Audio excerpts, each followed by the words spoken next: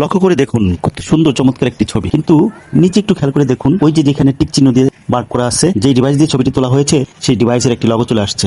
এখন ছবিতে প্রচুর পরিমাণ ভিউজ হচ্ছে, ইনকামও মোটামুটি ভালো, তাই বেশি বেশি ছবি পোস্ট করতে হবে। কিন্তু সমস্যা হচ্ছে ছবির সাথে যদি এরকম ডিভাইসের লগো দেওয়া থাকে তাহলে ওই ছবিতে ভালো ভিউজ আসবে না। কারণ হলো এটা ওই কোম্পানির, যে কোম্পানির ডিভাইস সেই কোম্পানি প্রমোট হয়ে যাবে, তাই ফেসবুক এটাকে সাজেস্ট করবে না। এখন কিভাবে ছবি আমরা পোস্ট করব এই বিষয়ে দুইটা টেকনিক আজকে আপনাদের দেখাবো। ভালো লাগলে অবশ্যই শেয়ার করে অন্যকে দেখার সুযোগ করে দিবেন। তো চলুন কথা না বাড়িয়ে শুরু করে দেই। প্রথমে চলে আসলাম আমার ফেসবুক অ্যাপটি অন করে আমার ফেসবুক অফিসিয়াল পেজে চলে আসলাম। উপরে প্লাস চিহ্ন দেখুন, এইখানে ক্লিক করে দিব, দেন পোস্টে ক্লিক করে দিব।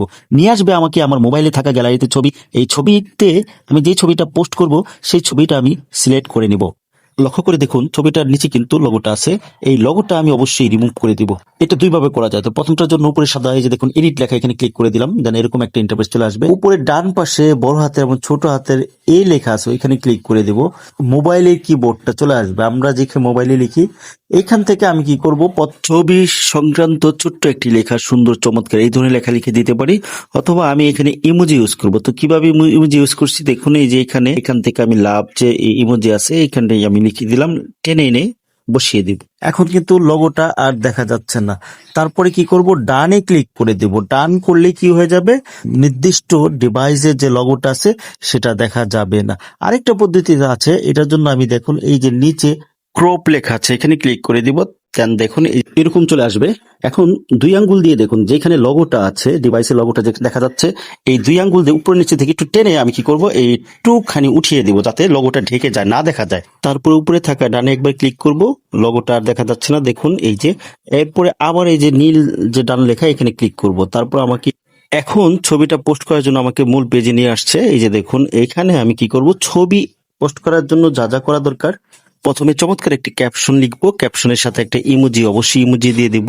তারপরে হ্যাশট্যাগ ব্যবহার করব, অর্থাৎ পোস্ট রিলেটেড, ছবি রিলেটেড বিভিন্ন ধরনের হ্যাশট্যাগ আছে দেখুন এই যে এখানে থেকে বাছাই করে আমি হ্যাশট্যাগ দিয়ে দিব।